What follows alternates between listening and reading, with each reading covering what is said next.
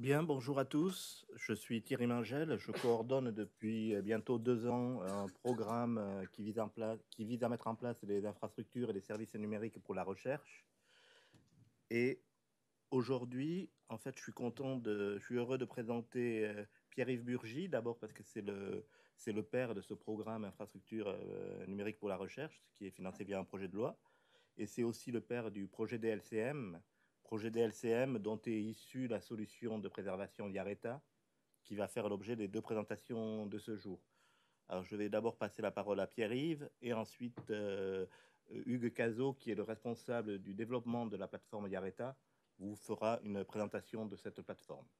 Donc, je vais laisser la place à Pierre-Yves qui va vous parler des enjeux autour de la préservation des données de recherche. Merci Thierry. Merci aussi à Caroline et à Thierry pour avoir organisé cette présentation aujourd'hui. Et puis, on est très heureux de vous voir si nombreux, évidemment.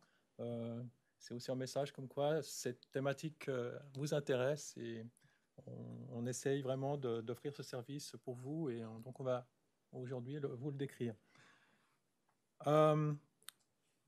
Donc, avant d'arriver sur le sujet principal qui est Yareta, j'aimerais quand même vous définir un petit peu le contexte, comment on est arrivé à cette infrastructure et à ce service Yareta. Donc, effectivement, on a débuté le projet DLCM. C'est un projet au niveau suisse qui a débuté en 2015. Donc, je vais le détailler un peu plus tout à l'heure, qui concerne ce qu'on appelle Data Life Cycle des données de recherche. C'est-à-dire que vous avez vraiment un cycle de vie de vos données qui commence évidemment à la création ou à l'acquisition de vos données. Et puis après quoi, vous avez du traitement sur vos données. Donc ça, c'est vraiment le travail du chercheur, c'est votre travail de tous les jours. Traiter, analyser vos données. Et à un certain moment, vous avez un besoin de les archiver, soit parce que vous avez fait une publication et que l'éditeur vous demande effectivement une archive, soit parce que vous estimez que vous êtes au terme de votre projet et que c'est important de conserver vos données. Ensuite, l'avantage de ce qu'on va décrire aujourd'hui, donc ces systèmes d'archivage permettent un accès facilité aux données, soit d'une manière open access, soit d'une manière entre collègues, donc ça on va le décrire tout à l'heure. Mais ce qui est sûr, c'est que c'est une vraie possibilité de partager vos données de manière à ce qu'elles puissent être réutilisées. Donc le projet DLCM qui a commencé en 2015 a un certain nombre de partenaires. Donc il y a eu deux phases en fait. Dans la première phase, il y a eu plus de partenaires que la phase actuelle, où on est un petit peu moins, mais globalement, vous voyez que ce sont toutes les grandes universités de Suisse qui ont participé à ce projet depuis 2015. Et ce projet donc, se termine en décembre 2020, donc l'année prochaine. Donc on a encore un petit bout de chemin à faire. Donc par rapport au contexte général, c'est ce qu'on appelle la phase 1 du projet DLCM, donc qui a commencé en 2015 et qui s'est poursuivi jusqu'en juillet 2018, était effectivement destiné a priori sur la mise en point de prototypes.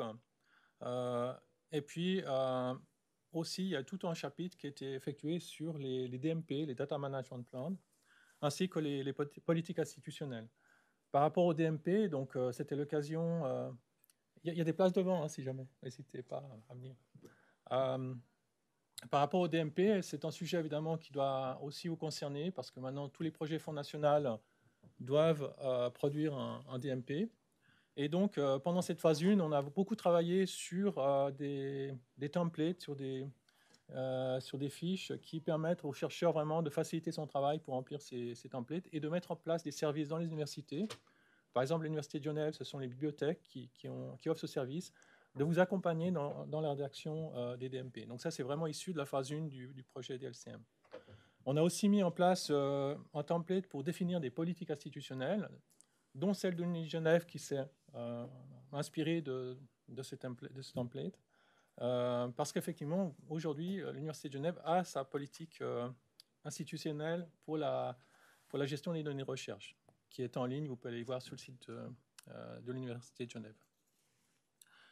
Concernant les prototypes, on a travaillé principalement sur OpenBIS, donc ça c'est l'ETHZ qui est derrière ce projet. C'est un Laboratory Information Management System qui est en open source, que certains peut-être connaissent déjà. Et puis évidemment le DLCM, ce qu'on appelle le back-end, c'est-à-dire toute l'architecture nécessaire pour la préservation long terme des données. Donc ça, on va y revenir tout à l'heure sur cette architecture. La phase 2 du projet DLCM, qui a commencé donc en août 2018 et qui va se poursuivre jusqu'à décembre 2020, se concentre vraiment, c'est un passage de prototype à des services. Autant la phase 1, c'était pour explorer, que la phase 2, c'est pour mettre en place des services nationaux. Alors, en ce qui concerne la préservation, l'archivage des données de recherche, on va offrir le service qui s'appelle OLOS, qui est destiné à toutes les autres écoles de Suisse. Et puis, donc après, je vous parlerai d'IARETA parce que c'est un petit peu un cas particulier pour le canton de Genève. Mais en tout cas, au niveau suisse, c'est OLOS. Et puis, on a beaucoup travaillé sur les partenariats avec les grands acteurs des data centers suisses, c'est-à-dire Switch, qui est le provider de tous les services Internet des universités, le CSIS, qui est le centre de calcul à Lugano, ainsi que le CERN. On est en contact avec ces acteurs pour justement trouver des solutions pour l'archivage de gros volumes de données. Et puis après, mis à part ça, il y a d'autres solutions, d'autres partnerships au niveau solutions. Par exemple, on a un projet avec l'EPFL dans le domaine des sciences des matériaux ou avec la chimie, etc. Et puis, à terme, on pense qu'on va, par rapport au paysage européen, être en lien avec EOSC, donc le cloud européen. Mais pour l'instant, c'est vraiment les prémices. On ne sait pas très bien à quel niveau on pourra collaborer. Aussi, tout ça pour vous dire que OLOS, selon la ligne de temps, va être mis en production en janvier prochain, janvier 2020, et donc sera disponible au niveau suisse.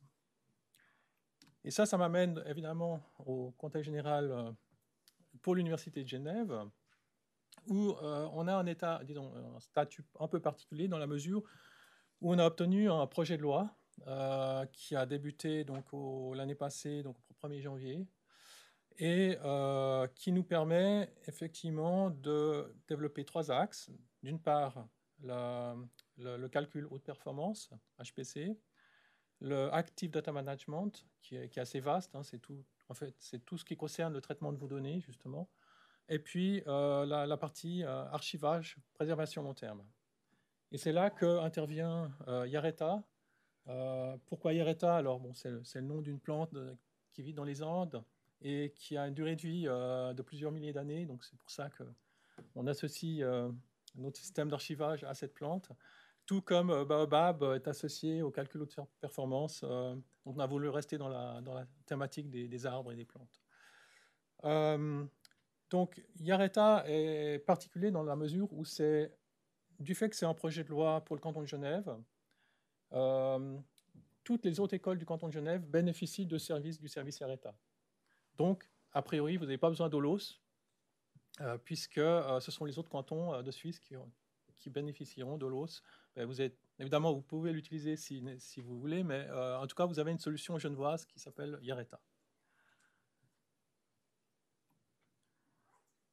Avant de continuer, je voulais juste faire une petite parenthèse qui a toute son importance quand même, de bien distinguer ce qu'est le backup de l'archivage. Il y a souvent une confusion.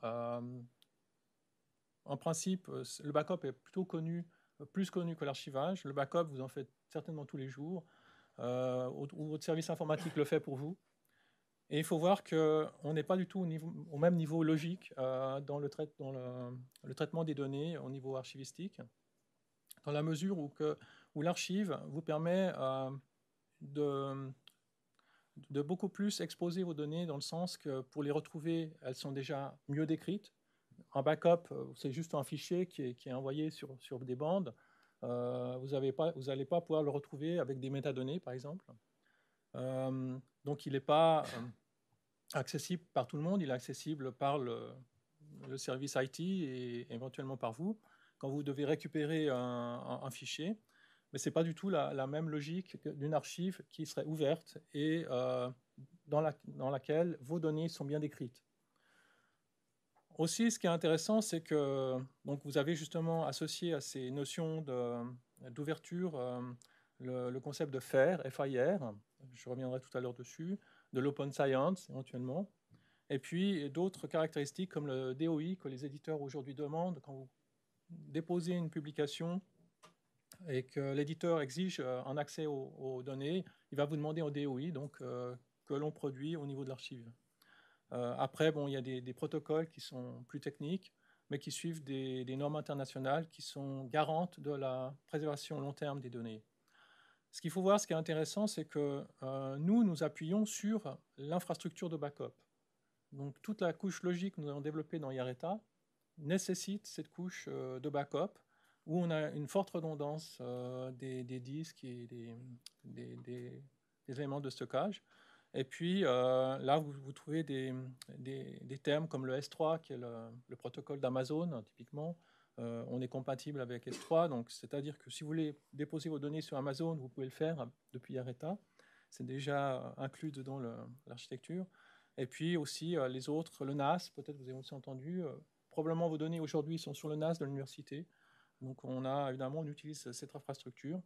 Et puis LTX, c'est pour les bandes, pour les gros volumes. Ça reste quand même le moyen le moins cher pour stocker l'information. Maintenant, quels sont les avantages et les inconvénients de l'archivage? Alors, tout d'abord, dans les avantages, on a le fait qu'on est compliant avec le FNS. Donc, le FNS exige ce type d'archivage quand il finance les projets. Ça, c'est une première chose. Il a été observé dans la littérature que ça augmente l'impact de citation de vos publications. Donc, ce n'est pas négligeable. Ça vous permet aussi, par l'échange des données ouvertes ou fermées selon un cercle de chercheurs, de mieux partager vos données. Et puis, c'est aussi pour aller dans la transparence des résultats, voir la reproductibilité des résultats. C'est aussi ça qui est sous-jacent. Par contre, c'est vrai que ça demande un peu plus de temps parce qu'il faut préparer les métadonnées, il faut, disons, décrire ce que vous archivez, mais ça, vous le gagnez dans quelques années quand vous voulez relire vos données. Eh bien, c'est pas du temps perdu finalement, parce que au moins vous comprendrez ce que vous avez archivé, même pour vous-même. Hein. Et puis, il y a toujours la crainte que mes données, vous perdez le contrôle sur vos données si elles sont en open access, qu'elles vont être mal utilisées. Ça, effectivement, c'est une réalité. Et après, il y a plusieurs mécanismes qu'on peut imaginer au niveau des licences pour garantir un peu plus de protection par rapport à ces utilisations.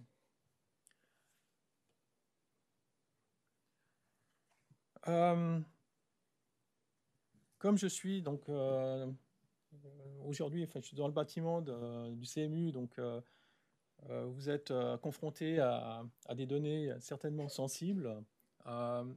Donc, j'ai jugé utile, je pense quand même, de vous présenter cette slide dans la mesure où, probablement pour vous, c'est déjà des faits connus.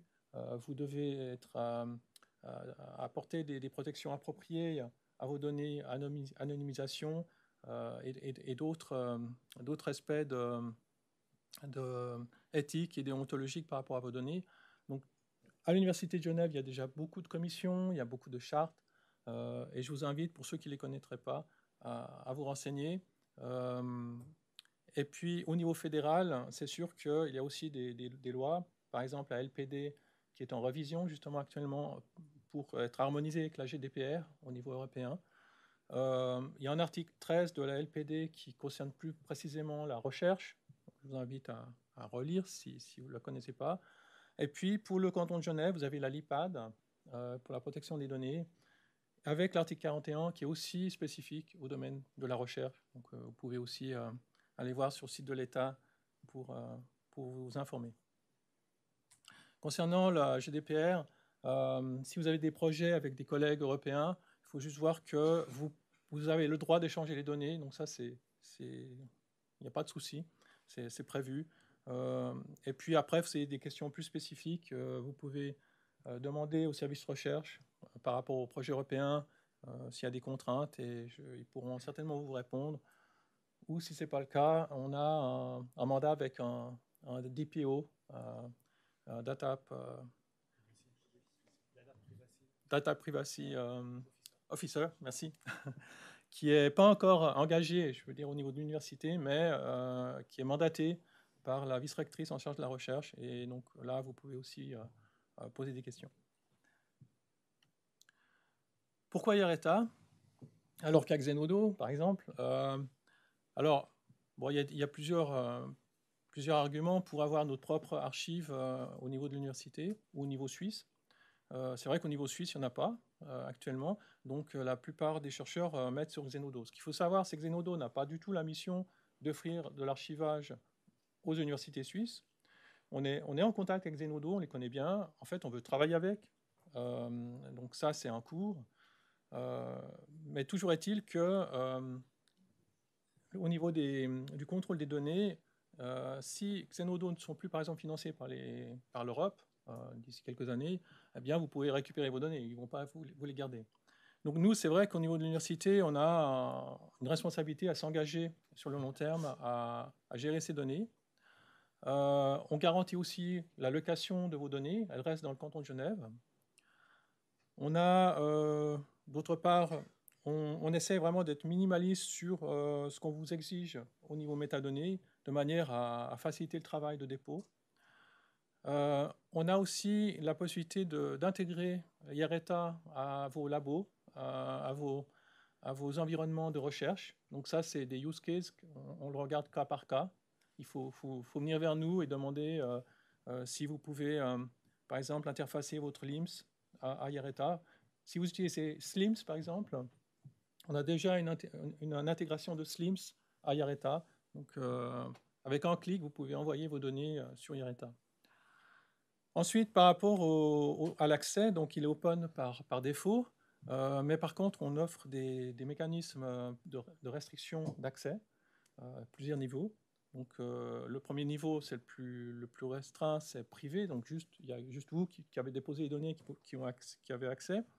Mais après, on peut imaginer un cercle de chercheurs, qu'il soit sur le canton de Genève ou qu'il soit aux États-Unis. Vous pouvez étendre ce cercle, mais il reste fermé, ou vous pouvez complètement ouvrir vos données.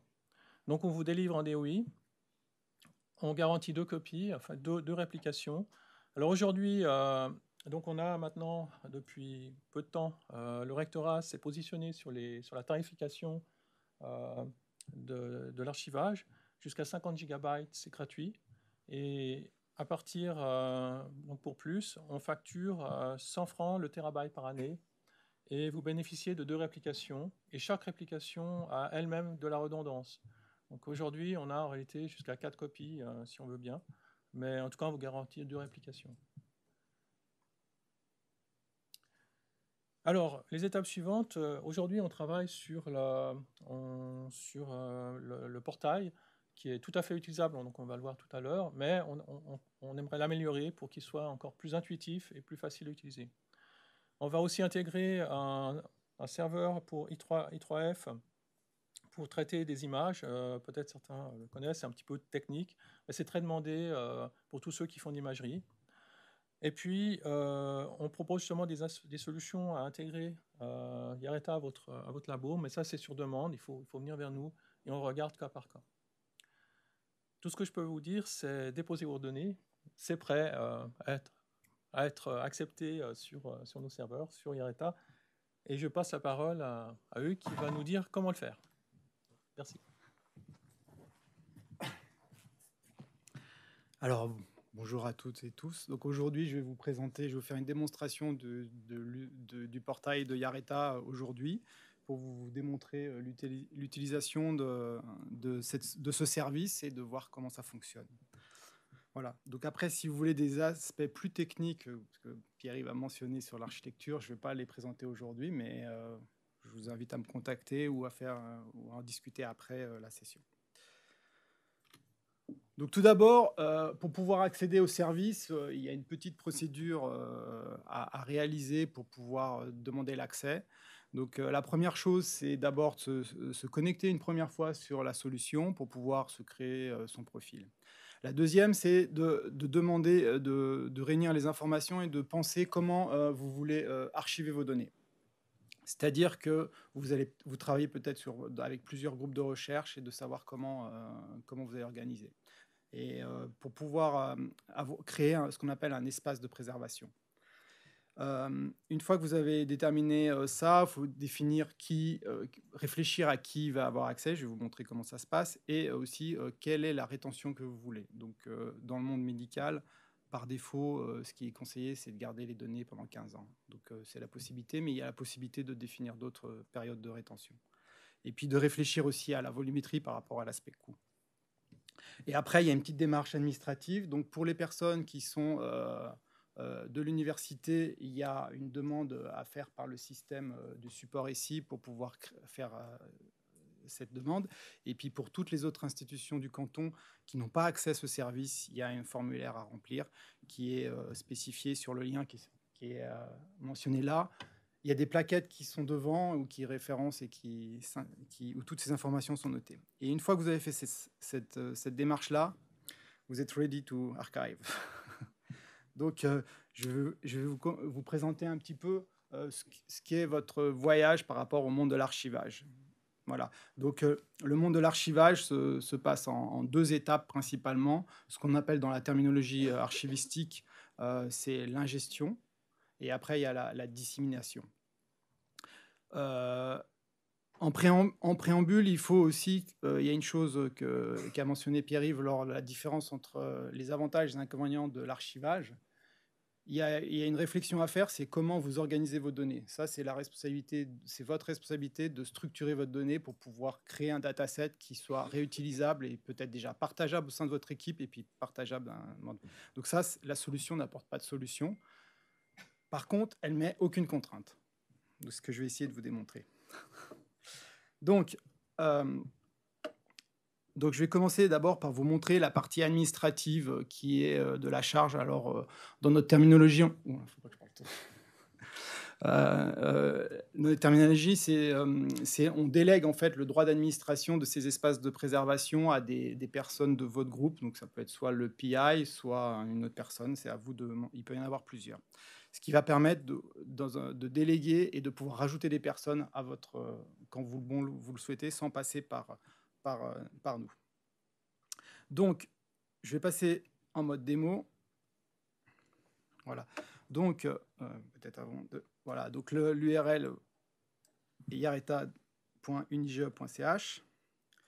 Vous avez sur cette home page, on va dire, vous avez les liens sur ces quelques demandes. Vous avez les liens sur les demandes que je vous ai parlé. Et puis, vous avez un lien aussi sur le portail, vraiment pour accéder directement. Donc, voilà. Donc, la première fois que vous allez arriver, vous allez vous connecter avec vos credentials de l'université ou de la HESSO. Donc, vous choisissez votre institution. Ça, je pense que tout le monde a l'habitude de faire ça quand vous accédez à certains services de l'université. Voilà. Et après, vous saisissez votre login. Ça, c'est moi. Voilà, et ça, donc ça, c'était le premier point. Ça crée automatiquement un profil dans le système. Et à partir de là, nous, on peut vous associer des droits et vous donner et créer des espaces. Et donc, quand vous créez, donc si vous êtes administrateur, vous avez le droit à alors dans notre langage de la solution, on appelle ça des unités organisationnelles.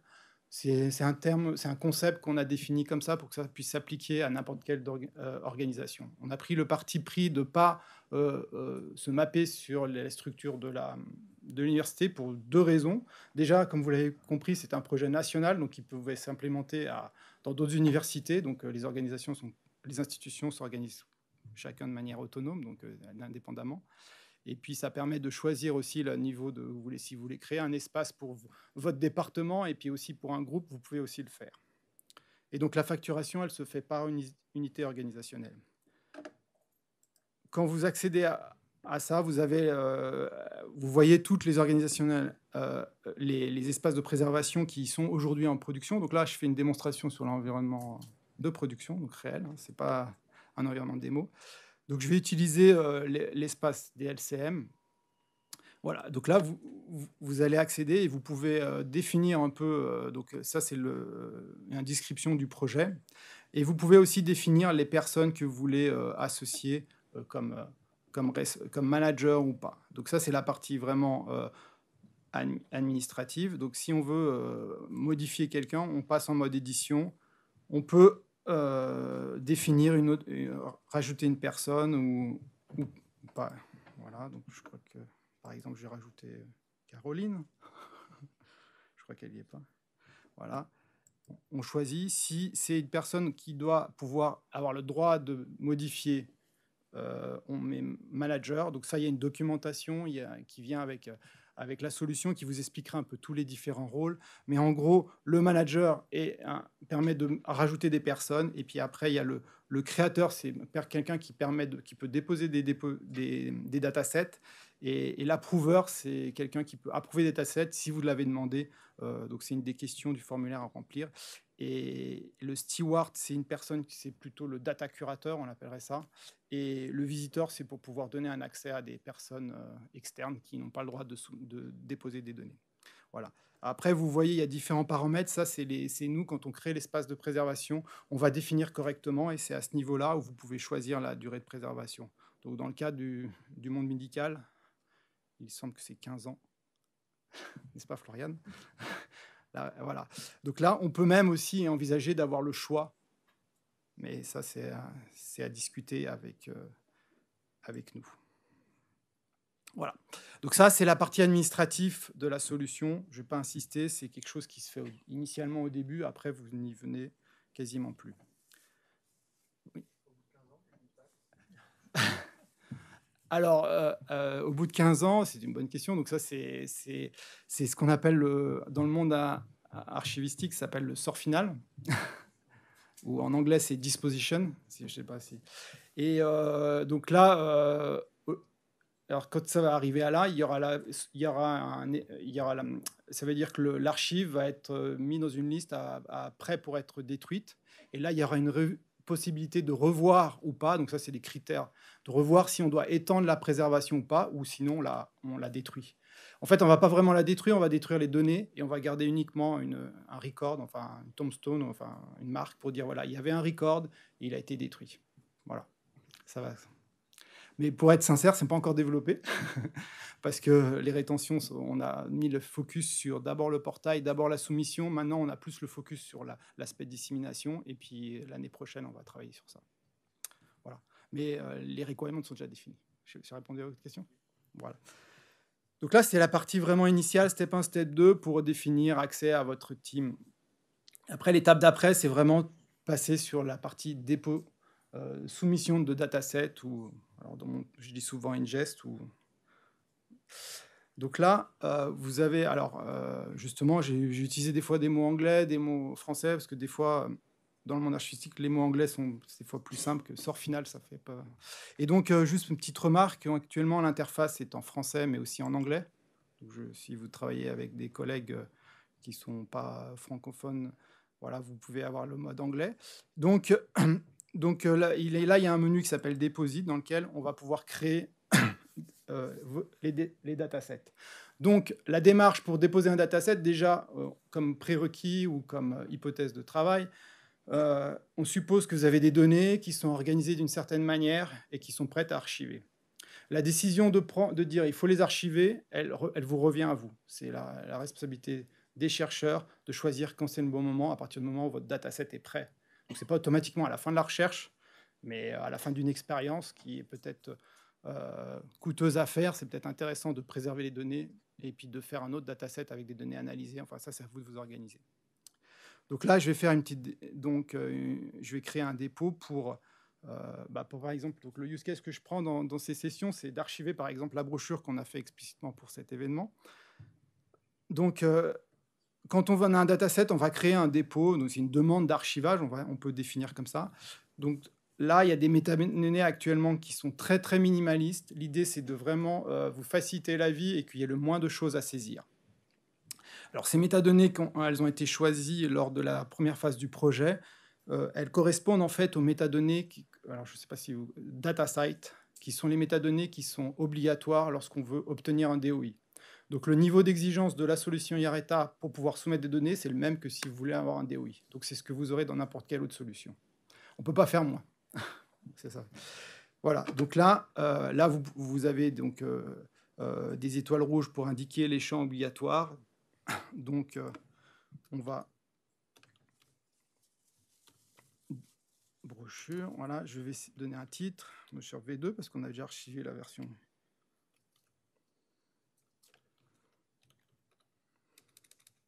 Brochure. C'est toujours nécessaire de mettre aussi une description pour pouvoir réutiliser. Donc là, c'est la qualité des métadonnées que vous mettrez là, elle est importante dans le sens où ça va permettre de retrouver les données, de pouvoir les partager et de pouvoir les réutiliser. Donc c'est peut-être pas pour vous, mais c'est pour vos collègues de recherche ou pour la dissémination. Voilà. Voilà, donc je fais une petite description. J'essaie de faire les choses bien. Voilà. C'est mieux. Après, voilà. Alors, ce qui est chose importante, il y a la date de publication, c'est les notions de data site. Il y a des petits tooltips qui expliquent un petit peu ce que ça veut dire. Voilà, quand vous cliquez sur les points d'interrogation. Les choses importantes, c'est qui a participé à générer ces datasets, ce qu'on appelle les auteurs. Donc là, bon, voilà, il y a eu moi, il y a eu Lydie principalement et Caroline, donc je vais les rajouter.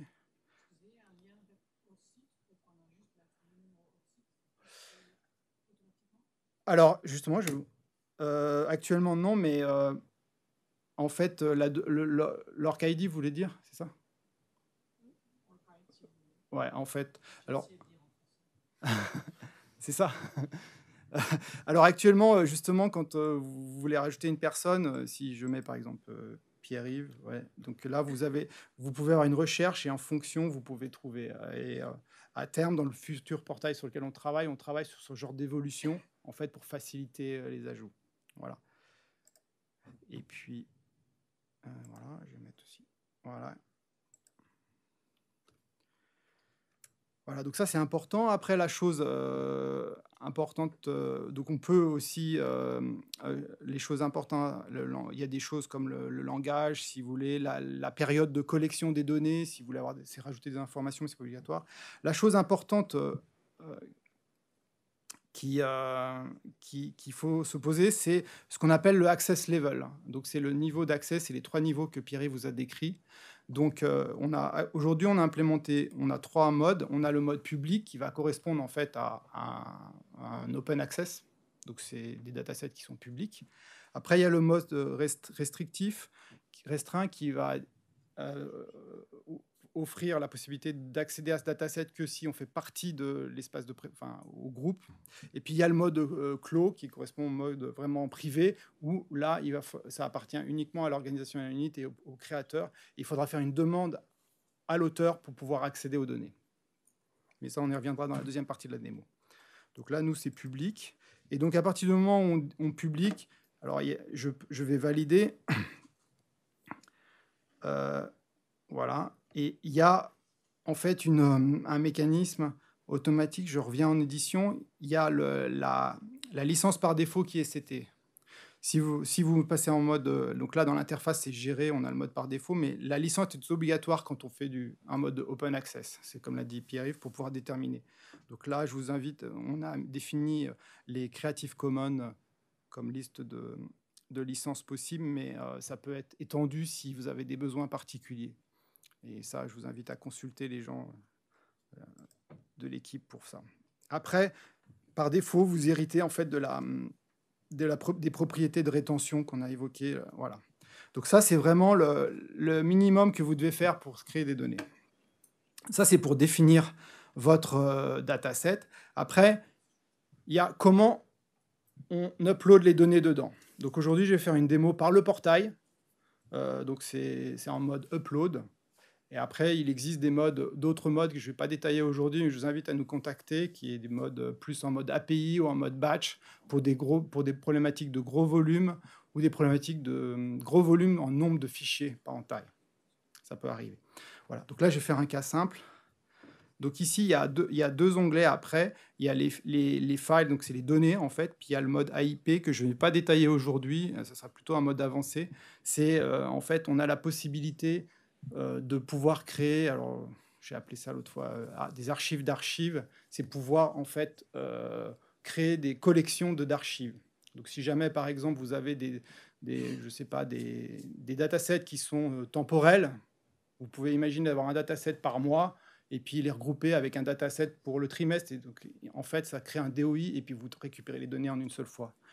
Ou bien l'autre use case qu'on imagine que ça peut servir, c'est la possibilité de mettre à jour les métadonnées en cas de faute de syntaxe. Parce que donc là, c'est un système d'archivage. À partir du moment où le processus d'archivage est déclenché, on ne peut plus modifier l'archive.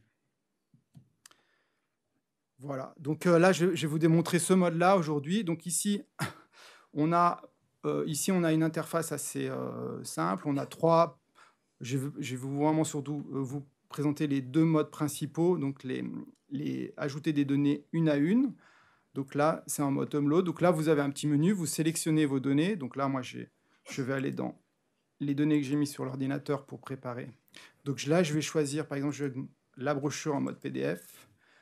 Là, vous choisissez le fichier ou les fichiers. Vous pouvez mettre plusieurs. Il y a un paramètre à définir qui est la typologie des données. Donc ça, c'est pour pouvoir documenter au mieux l'archive. Donc voilà, je laisse par défaut. Mais si vous numérisez des livres, par exemple, ça peut être ça. Aussi, ces données d'observation, etc. Donc ça, je pense que vous connaissez mieux que moi la terminologie. Donc là, on upload. Et là, c'est le mode simple. Voilà, ça c'est le premier mode. Le deuxième use case, c'est aussi potentiellement, on a vu que dans mes données, ça c'est le résultat, donc c'est le PDF qu'on a imprimé, mais après on a aussi utilisé un autre format de fichier un peu plus avancé, ça a été fait en PowerPoint pour pouvoir... Donc c'est ce qu'on appelle les sources, donc vous voyez qu'il y a une structure de dossier dans le dataset, donc ça on n'a aucune contrainte par rapport à ça. Donc là on les resimule en faisant comme ça, on peut recharger en masse en disant, voilà, ce fichier-là va dans le sous-dossier qui s'appelle SRC pour source. Voilà. Et donc là, en background, ça upload le fichier et il y a des processus qui se font. Et là, vous avez la vue fichier, vous pouvez retrouver, et là, vous avez le résultat.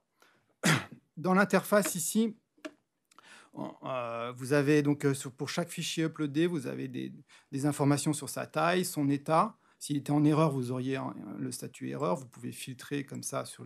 Bon, là, il n'y a pas d'erreur.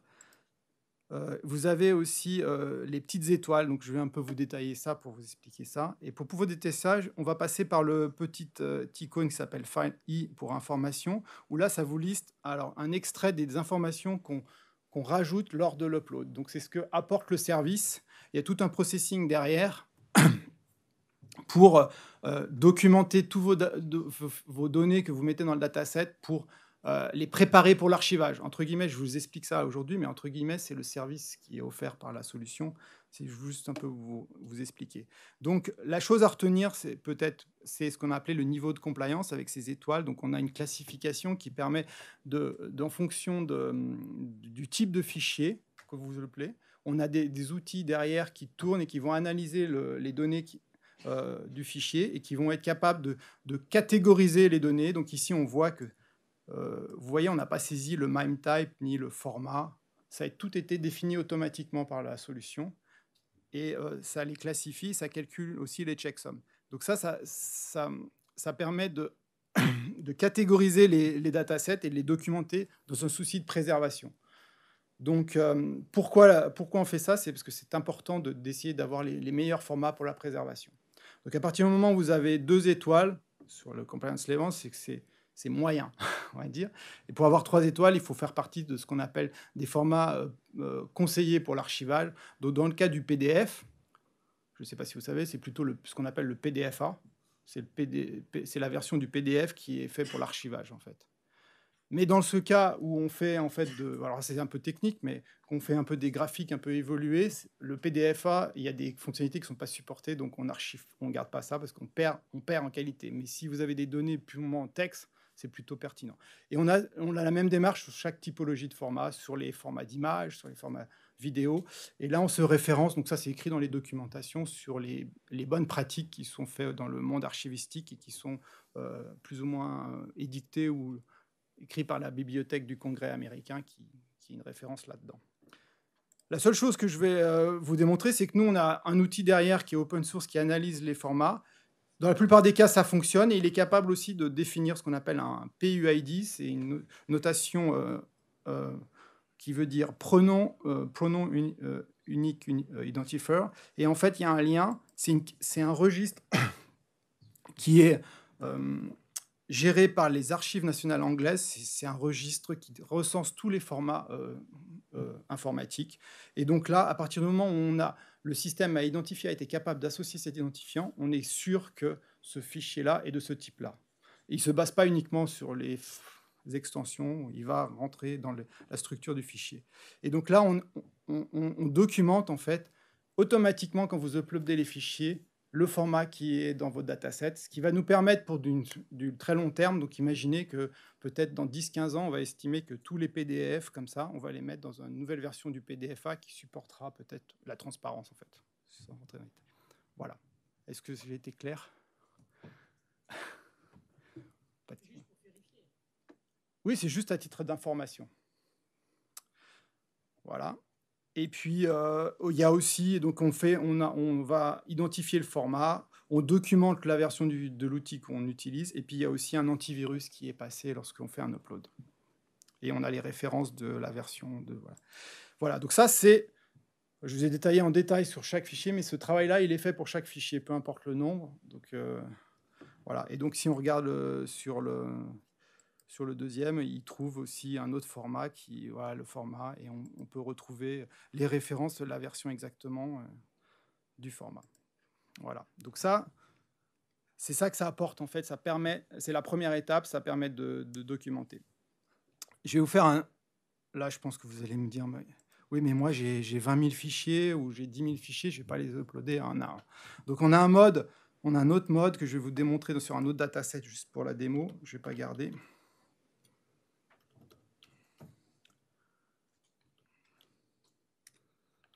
Voilà.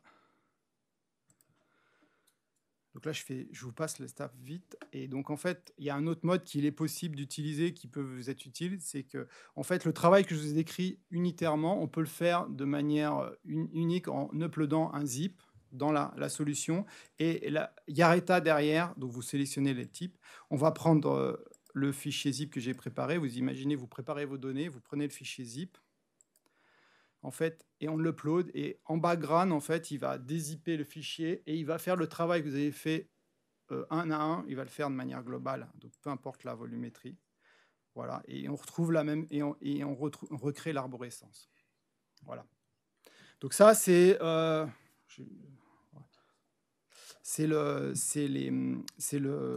les deux modes actuellement qui sont utilisés dans le portail qui permettent d'uploader vos données. La seule restriction qu'il y a, c'est potentiellement, si vous avez vraiment beaucoup de fichiers, c'est peut-être pas gérable. Donc ça, je vous invite à consulter. On a des outils pour uploader en masse. Et l'autre restriction qu'il peut potentiellement avoir, c'est une fonction d'upload. Donc potentiellement, si vous avez 3 gigas à uploader, ça peut, suivant la bande passante de votre réseau, ça peut être difficile. Donc nous, on a mis des restrictions. Actuellement, on avait mis 500 mégas. On va passer à 1 giga par fichier, pas par dataset. Donc, si jamais vous avez une archive zip qui fait, on va dire 1 giga, ça passera, mais si ça fait 2, ça ne passera pas. Mais on bloque d'un point de vue juste opérationnel pour ne pas mettre le serveur par terre, parce qu'on estime que quand on a des gros fichiers, il suffit qu'il y ait une petite interruption réseau et vous devez tout refaire, donc ce n'est pas opérationnel. Et on va améliorer ça aussi avec les nouveaux protocoles, en utilisant des choses plus scalables pour les gros volumes. Voilà, donc là, je vous ai fait une petite démo de comment uploader les données. Donc là, vous voyez que potentiellement, le dépôt, il est en cours il est in progress, on va dire. Donc là, ce deuxième démonstration, je vais pas le garder. Donc vous pouvez aussi les détruire si jamais vous êtes trompé. Voilà. Après, vous pouvez aussi, donc en fait, uploader vos données de manière pas automatiquement en masse. Vous pouvez le faire sur plusieurs jours. C'est un peu un ordre. Donc là, la brochure que j'ai fait là, bon là je me dis je vais la garder, puis peut-être je vais rajouter un autre fichier s'il y a besoin, donc on peut imaginer ça. Donc ça veut dire que dans le temps, vous n'êtes pas obligé de faire tout en une fois. Ok. Voilà. Sauf qu'à un moment, il va falloir quand même déterminer le moment où vous voulez archiver. Donc ça, c'est à votre libre arbitre. une fois que vous avez déterminé que le dataset il est prêt, il faut déclencher vraiment le processus d'archivage. Donc après, comme je l'ai déjà dit, on a la possibilité d'avoir une étape de validation. Dans notre espace de préservation, on n'a pas cette configuration-là. Donc à partir du moment où j'estime que mes données sont correctes, je peux le lancer pour validation. On est bon dans le temps. Donc voilà. Donc ça, c'est les choses à faire. Après, il y a une fonctionnalité aussi, je pense, qui peut être intéressante pour vous au quotidien. Donc on est toujours dans l'esprit d'essayer de vous faciliter la vie pour préserver les données, que vous puissiez vous concentrer sur votre recherche. Donc potentiellement, si vous voulez publier un article, parfois les éditeurs vous demandent un DOI de vos datasets. D'accord ? Donc nous, on a la capacité. Alors, quoi qu'il arrive, quand vous validez les données, je ne l'ai pas fait encore parce que c'est à titre de démonstration, ça va générer un DOI. Mais si on imagine que votre dataset n'est peut-être pas complètement complet, mais vous avez besoin d'avancer, de déclencher la revue de votre article, vous pouvez faire activer ce bouton-là, c'est réserve DOI. Et là, ça va vous mettre à jour la zone DOI ici. Et donc, ce DOI peut déjà être utilisé et diffusé auprès de l'éditeur ou des personnes dans l'article. Toutefois, il y a une contrainte, c'est qu'à partir du moment où vous faites ça, il ne faut plus détruire le déposit, parce que sinon, un nouveau déposit, il va recréer un nouveau DOI. Voilà. Donc, une fois que... Voilà, c'est une petite mécanique qui est assez utile d'après nos premiers retours. Donc, une fois qu'on a défini ça, on va valider, et là, on déclenche en fait le processus d'archivage. Et à partir de ce moment-là, Yareta va lancer le processus d'archivage. On va respecter, alors on n'a pas rentré dans les détails dans la présentation, mais les bonnes pratiques et aussi un modèle qui s'appelle OAIS. C'est une norme ISO qui définit les systèmes d'archivage électronique. Donc on respecte ça. Donc on a tous les terminologies qu'on utilise, ça vient de cette norme. Et donc là, on lance le processus et on voit qu'il a été archivé. Quand il est completed, ça veut dire que vous avez fini votre travail pour déposer vos données. C'est bon ?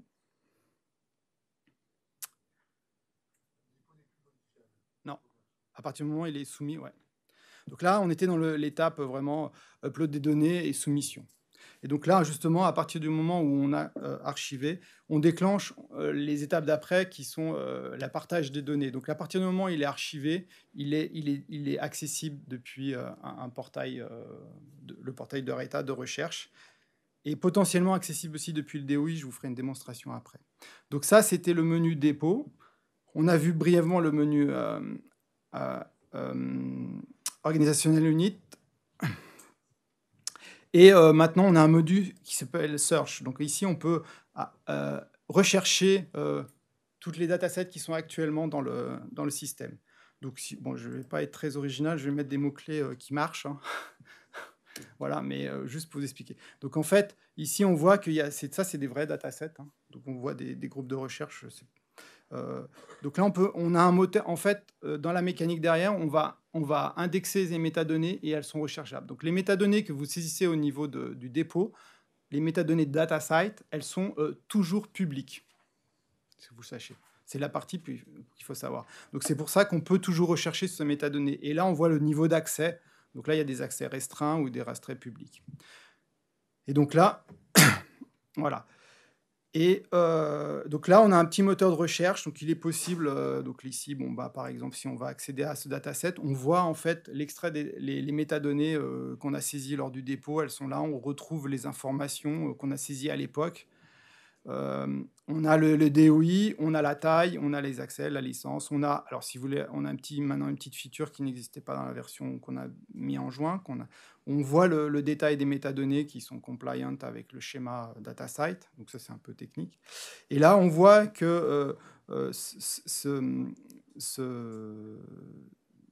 dataset, il est public. Donc en fait, on a la fonction de download directement. On clique dessus et puis on récupère les données.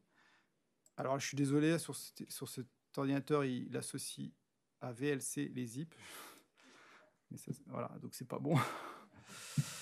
Voilà, donc il faut faire pas comme ça. Voilà. Et là, il a dû le télécharger.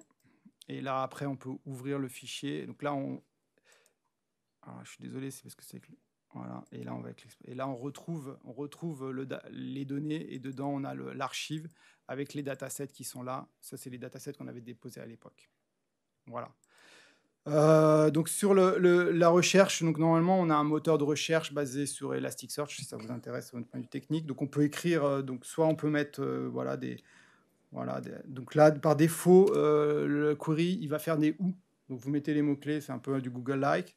Si jamais vous voulez vraiment, par exemple, trouver tous les datasets qui contiennent des LCM et où je suis comme auteur, par exemple, donc je mets un N comme ça en majuscule, et normalement, voilà, on retrouve la brochure V2 qu'on vient d'archiver, que j'ai fait à la démo, et on retrouve, voilà, vous voyez que là, par exemple, j'ai mon DOI, j'ai mon OrcID, et etc., la même logique. Après, ça, c'est la fonction basique d'accès. Après, on a la possibilité, ça c'est pour respecter toujours le modèle OS, je ne sais pas si ça pourra vous être utile, mais on a la possibilité de créer aussi un package avec plusieurs archives. Donc c'est l'option ici. On peut faire un peu comme une shopping list. On choisit les archives et puis on en crée un seul. Voilà. Juste pour vous, alors je ne vais pas prendre celui-là parce que... Donc pour le DOI, juste une petite démonstration du DOI. Je ne vais pas prendre celui que je viens de créer aujourd'hui parce qu'il y a un délai entre le moment où c'est archivé et le moment où c'est publié auprès de l'organisme. Donc, je vais prendre un d'avant, par exemple. Voilà. Donc, ici, on a le DOI.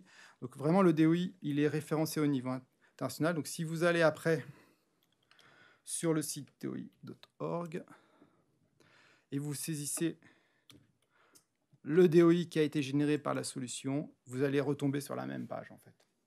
Voilà. Donc, c'est ça qui permet d'être fair, enfin en partie fair, c'est un des sujets avec les métadonnées. Voilà. On est bon dans le temps, là? Je crois que j'ai fait le tour. Voilà. Est-ce que... Non, ouais, j'ai fait le tour, là. Donc, après, je peux vous faire une démo de la shopping list, mais c'est pas nécessaire. Et on va passer aux questions. On peut passer aux questions. Voilà. Oui. Du coup, si on a un gros dépôt, Ouais. il n'y a qu'un seul fichier qui est téléchargé. Ouais, pour l'instant, on peut pas, on télécharge tout le dataset en fait. Mais on a des requirements pour pouvoir faire une sélection et faire un subset, en fait, un subset du dataset. Ce serait ça votre besoin ou... Ouais. Alors après, ça dépend. Il y a deux éléments de réponse. Il y a l'aspect technique du téléchargement, mais il y a l'aspect déjà organisation des données. Est-ce que c'est pertinent d'avoir un seul gros dataset ou d'avoir plusieurs petits datasets qui peuvent être téléchargés avec des identifiants uniques pour chacun d'eux, et puis un autre dataset qui regroupe tout? C'est à votre choix.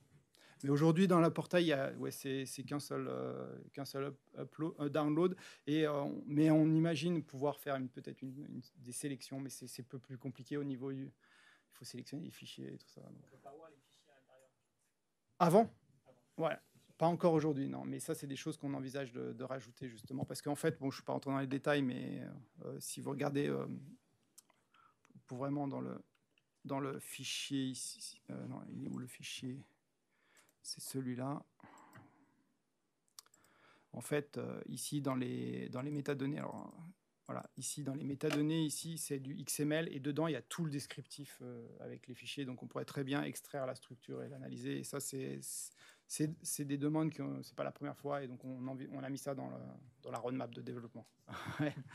Voilà. Mais alors pour répondre à ces besoins-là, justement peut-être, en fait, on a une approche dans mon équipe, donc il y a certains membres qui sont là, agile. On fait du développement agile. Donc ça veut dire que tous les mois, on fait quasiment une release et qu'on déploie en prod. Donc potentiellement, il y a un use case qu'on ne gère pas encore correctement et qui peut être très intéressant pour les gens du CMU ou de la santé, c'est l'aspect les datasets qui sont clos. Pour pouvoir gérer les demandes d'accès, ça, on ne l'a pas encore implémenté. Mais ça, je pense que s'il y a vraiment des demandes, c'est à vous de nous faire remonter les demandes si ça devient un besoin urgent. On peut adapter la roadmap de développement et le livrer assez rapidement. Donc, juste pour votre information, par exemple, cette fonctionnalité de download, elle n'existait pas. La version qu'on a démontrée, si vous regardez la vidéo qu'on a fait sur l'événement qu'on a fait à la science, il n'y avait pas cette fonctionnalité. Donc, on a cette approche-là. Donc, on peut être très réactif sur des petits développements. Si c'est des gros développements, c'est une autre question. Et un micro, à moins que vous ayez la voix qui porte. Merci. Je me demande si ce n'est pas ce que vous venez de dire, je ne suivais pas, pardon, mais est-ce qu'il est possible de gérer une procédure de demande de données? Donc il y a ces données qui sont, comment vous avez dit, disons, privées, où il faut faire une demande pour avoir accès aux données. Il y a certaines procédures qui peuvent parfois être compliquées pour des raisons éthiques ou autres. On va demander de s'assurer que le chercheur est bien la personne qui demande. Je ne sais quoi on pourrait imaginer. Bref, c'est ce que je voulais dire. Mais alors, nous, on ne va pas gérer toute la complexité. Nous, on va dans la solution IARETA, on est générique. Donc, on est transdomaine de recherche. Donc, on ne va pas gérer tous les cas particuliers. L'idée, c'est qu'à partir du moment où vous soumettez des données qui sont cloques, on appelle ça, ou privées, ce bouton-là, en fait, il y aura un autre bouton, c'est demander l'accès, on va dire, imaginez. Et ça va générer une demande qui va revenir dans une espèce de to-do list dans l'interface, qui va revenir au créateur et au manager de l'espace de préservation. Et après, c'est à vous de gérer s'il y a des règles. Si vous devez passer par un comité éthique ou des choses comme ça, c'est à vous de gérer. Ça, on ne va pas le gérer. Mais on va gérer cet aspect-là et puis le loguer dans le système. On ne va pas gérer les cas particuliers s'il y a un document à signer particulier pour ce genre de choses. Merci. Oui.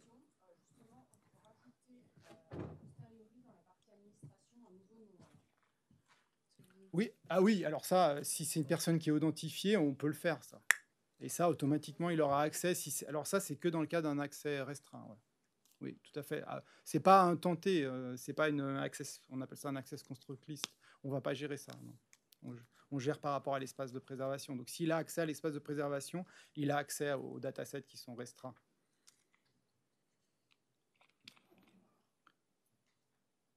D'autres questions?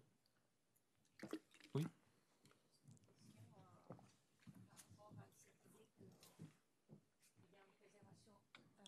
Une question par rapport à l'idée qu'il y a une préservation sur le long terme. Mais comme vous savez, dans beaucoup de cas, la vie à long terme de chercheurs n'est pas déterminée. Donc, par exemple, si je pars de l'université dans 3 ans, j'ai prévu être là 5 ans, mais à 3 ans, j'ai une autre opportunité, je pars. Et que j'ai, par exemple, les datas qui sont plus de 50 gigas. Comment vous allez gérer cette facturation ou la responsabilité?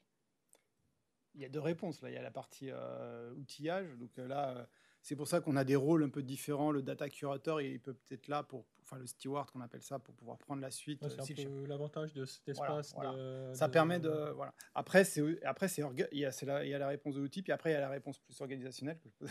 Au niveau de la politique institutionnelle, en fait, de définir qu'est-ce qui se passe quand le chercheur quitte l'université. Et logiquement, ça revient un peu à la propriété de l'université. Disons, cette question, vous l'aurez, en tout cas, dans tous les repositories, même dans Xenodo, au-delà de 50 GB, ce n'est pas gratuit, ou Figshare, etc. Peut-être l'avantage ici, c'est que vu que c'est institutionnel, on est conscient de cette problématique et on espère trouver des solutions par rapport à ça. Une des premières solutions, c'est quand même cet espace de préservation où il y a quand même une structure qui peut être associée à un laboratoire ou à une entité, une section, et donc où il y a plus de garanties que les données seront préservées et financées sur le plus long terme.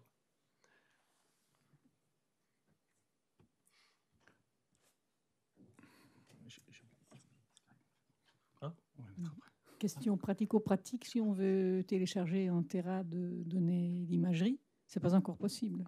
Alors, il faut mettre son ordi là, je vous invite dans une autre pièce pendant 3 jours. En fait, j'ai oublié de finir les slides, je crois. Donc, il y a une partie des réponses. En fait, c'est une bonne transition et on reviendra aux questions après, si vous permettez, parce que je crois que j'ai oublié. En fait, là, je vous ai démontré un peu la fin de la démo, mais il y avait quelques slides qui vont répondre, justement. Donc, justement, alors, pour les aspects techniques, purement d'utilisation du portail, on a la possibilité de faire des demandes de support. Voilà. Après, sur les problématiques beaucoup plus, pour répondre à votre question, plus comme ça... technique, mais au sens opérationnel, au sens volumétrie, je vous invite à nous contacter Et puis, on regarde la meilleure solution. On a déjà des outils batch qui permettent de gérer facilement des gigas. Après, les terras, c'est à voir. Et on a aussi, juste pour votre intégration, je ne sais pas s'il y a des gens qui ont des informaticiens dans leurs équipes, mais on a tout ce qui est fait dans le portail, c'est des API REST, en fait. Donc, je veux pas rentrer. Et il y a la documentation aussi, il y a le lien là qui permet. Donc, on peut imaginer des intégrations vraiment spécifiques, mais ça, c'est au cas par cas. Et ça, il faut qu'on étude et qu'on discute ensemble. Voilà. Et puis, s'il y a d'autres besoins moins techniques, je vous invite à contacter Caroline, qui a organisé l'événement et qui pourra vous aider et vous accompagner et orienter vers la bonne personne. Ça, c'est pour vraiment le support purement Yareta.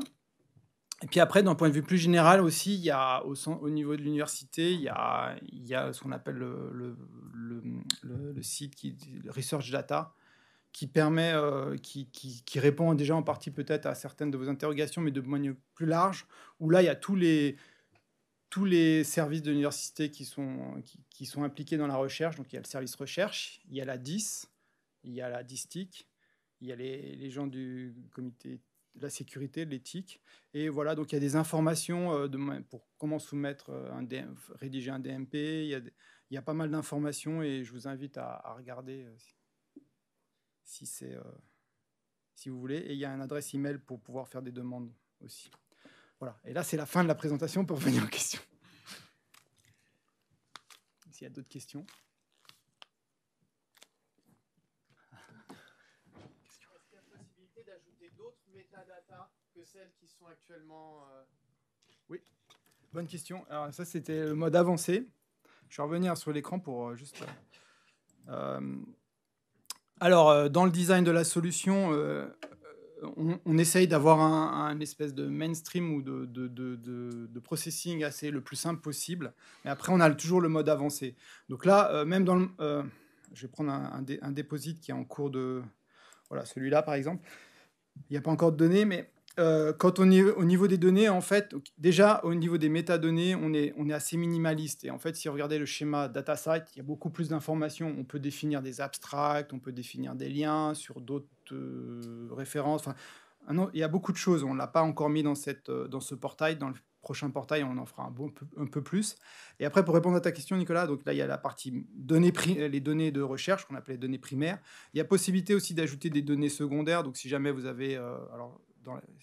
des data papers ou de la documentation qui explique comment les datasets sont... C'est des données qui font partie du dataset, mais qui ne sont pas les données de recherche. Vous les classifiez là-dedans. Et après, il y a encore un mode plus avancé, où là, il y a toutes les possibilités qu'on peut faire.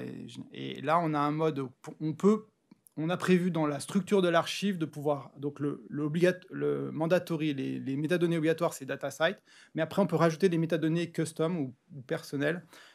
Alors là, on est encore... ça fonctionne, mais on va l'améliorer, ça vraiment dans la... Et donc là, c'est comme ça, en fait, on fait external metadata. Donc là, on peut uploader... Alors aujourd'hui, on supporte que du XML. C'est du XML bien formé, on appelle ça. Et dans les prochaines versions, dans les 6 mois qui viennent, on va pouvoir spécifier, par exemple, si c'est des métadonnées de type Dublin Core ou des métadonnées spécifiques, ou bien même envisager que vous définissiez votre format de métadonnées et vous ayez un schéma et puis on le valide. Alors après, il faudra justement, je vous invite à nous contacter. On a des contacts comme ça avec la chimie, avec d'autres personnes aussi en biologie qui ont créé leurs métadonnées spécifiques, qui répondent et puis qui les mettent à ce niveau-là. Donc c'est possible. Mais voilà. Mais ça demande un peu, faut qu'il y ait une structure et voilà. J'ai répondu, c'était clair. Je n'ai pas parlé trop chinois ou trop... J'en aurais peut-être encore une autre. Admettons qu'on applique la loi de Murphy en mode apocalyptique et que j'upload un ransomware par erreur qui ne soit pas détecté par l'antivirus ici. Qu'est-ce qui se passe ? Déjà, si c'est au niveau dépôt, il n'est pas encore archivé. Alors, alors normalement, si l'antivirus le détecte, le fichier finit en erreur et on ne peut pas valider le deposit. Après, s'il ne le détecte pas... Bon. Là, c'est un problématique IT. Hein. Au niveau alors ça, il y a la même thématique sur l'encryption. On peut imaginer, c'est une problématique de chaîne de confiance. C'est le maillon le plus faible qui gagne, c'est pas le maillon le plus fort. Donc, pour répondre à ça, on a justement, c'est ce qu'a évoqué Pierre-Yves, on a 2 copies qui sont sur 2 sites distincts aujourd'hui dans Yareta. Donc, un à Dufour et un à Biotech. On va aussi rajouter une copie sur tape. Et donc là, potentiellement, le ransomware, il va pouvoir corrompre une copie, mais pas la deuxième. C'est ça la stratégie. Et dans la préservation, pour garantir ce genre de risque, c'est de varier les types de stockage, les plaisirs, j'allais dire, mais varier les lieux de stockage et les technologies de stockage. Et c'est ça qu'on a prévu dans l'architecture technique que je n'ai pas présenté aujourd'hui, mais en fait, derrière, on a un nœud de stockage et on essaye de diversifier les technologies pour que justement, s'il y a un ransomware qui attaque, par exemple, la technologie A, elle ne va peut-être pas attaquer la technologie B. Voilà. Une petite dernière pour la route, parce que jamais 203. Je vais essayer d'être un peu plus positif. Admettons qu'on ait un chercheur qui arrive à l'université et qui utilise Holos. Est-ce qu'il y a des choses qui ont été prévues, puisque Holos n'est pas encore en production? Prévu pourquoi? Pour synchroniser, pour réimporter, synchroniser, interfacer, fédérer, tous des trucs en haie. Déjà, alors pour répondre à cette question, déjà, ce qu'il faut comprendre, c'est que Yareta, c'est le service qui est offert de long-terme préservation et qui est basé sur la technologie DLCM. Holos, ça sera la même architecture, ça sera la même technologie derrière, mais avec peut-être des technologies de préservation différentes qui seront plutôt sur Switch ou sur le CSCS. Et donc, par contre, ça sera la même technologie. Donc, de communiquer, ça sera assez facile. Et on peut très bien imaginer d'avoir un nœud de stockage commun, en fait. Il faudra faire attention de ne pas dupliquer le DOI, parce qu'il doit rester unique pour le dataset. Mais après, on a aussi le projet, on travaille avec Swissbib où toutes les métadonnées sont visibles à un endroit au niveau suisse, et que ce soit Holos ou Yareta, de toute façon, on trouvera l'information. Ouais. Pour Swissbib, pour répondre, c'est un agrégateur de métadonnées, en fait. C'est un fédérateur de recherche qui redistribue sur... Donc, ça serait assez facile aussi. Voilà. Est-ce qu'il y a d'autres questions? Oui, encore une là. Stockage obligé aujourd'hui, archivage aussi. Partage, c'est tout autre chose. Ça peut prendre 5 ans avant que tu aies vraiment fait toutes les publications que tu voulais faire. Est-ce qu'il y a un délai de temps pour ça? Oui. On a un système d'embargo. Ça, c'est ma première question. La deuxième, c'est il y a sans doute un système de filtrage. Au début, on veut peut-être le partager avec 10 personnes bien définies. Et après, on peut dire, après 7, 8 ans, voilà, c'est tout le monde peut utiliser ces données. Comment ça sera organisé? Alors, oui, tout à fait. Il y a quelque chose que je n'ai pas montré dans la démonstration. Il y a la possibilité de définir un embargo. Donc déjà, c'est pour la dissémination. Après, sur le partage, comme vous l'avez vu, si c'est des personnes qui ont accès au service, vous pouvez les rajouter et puis ils ont accès à la solution. Donc il y a ces 2 niveaux. Donc l'embargo, je ne sais pas si vous avez l'habitude d'utiliser l'archive ouverte, c'est un autre service de l'université pour les publications. C'est la même mécanique. On peut définir une période d'embargo. Voilà. Et puis définir le niveau. Voilà, s'il n'y a pas d'autres questions, on vous invite, il y a un apéritif où on peut continuer la discussion et poser d'autres questions si vous le désirez. Merci pour votre attention en tout cas.